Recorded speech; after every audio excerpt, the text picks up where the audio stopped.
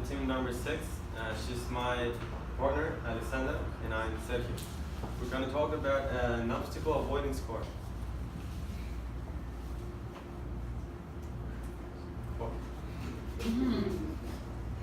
Throughout this presentation, we will explain you step by step, how to make an obstacle avoidance car.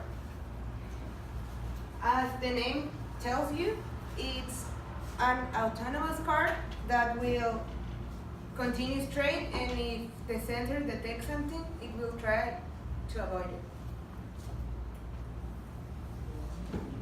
These are the different steps.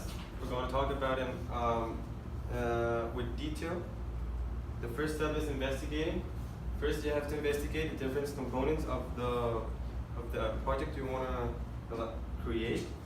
In this case, we use a gear motor. This modifies the different speeds of the car. Then an infrared sensor. This infrared detects the objects that are in front of them. Then the Arduino Uno. The Arduino is the connection of the hardware and the software. And then the protoboard. The protoboard is used to create electronic circuits. The next step is the design. In this step, you draw the structure of the car, and you can also choose the different materials you want to work with. Okay, when we fabricated the chassis, we use acrylic and we cut it with a saw, and we basically glue the motors and then connect the wheels. And we also use an oriented wheel. Okay, the circuit, is it like a drawing of how this is made? Well, we basically connected, first this is the Arduino Uno, this is the protoboard, the motors, and the sensors, and the battery.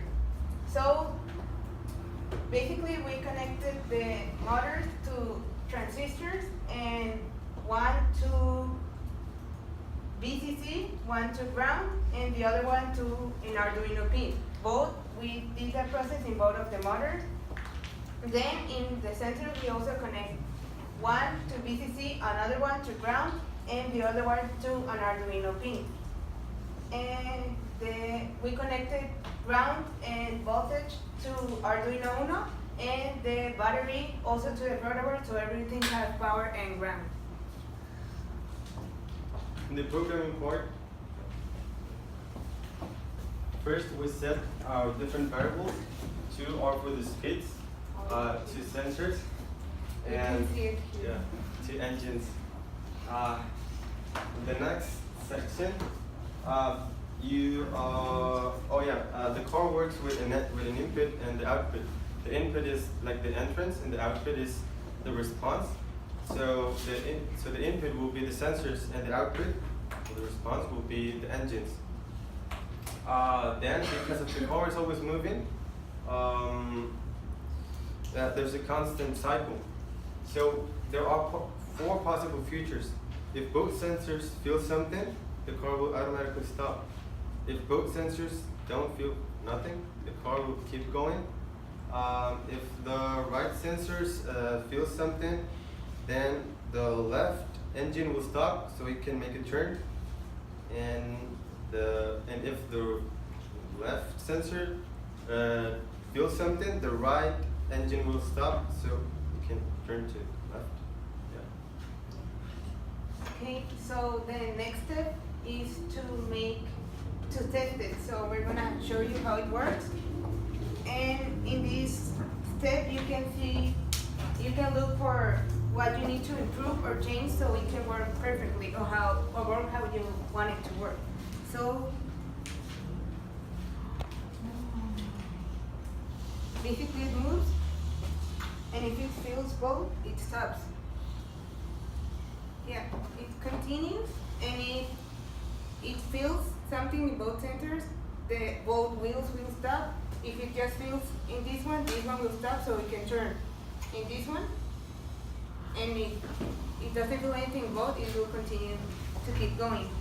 And well, yeah, for example, in we need to improve is to include a center in the middle part, because sometimes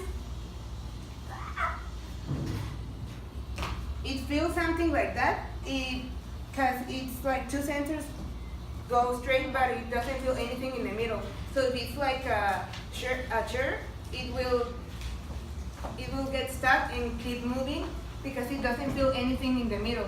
So we need to include another center. And that's why we call it like luchon, because it always keeps going. But that's what, in conclusion, that's what we need to improve, to add another center. And we also, we didn't know anything, so we basically learned everything and how to make an obstacle avoidance card.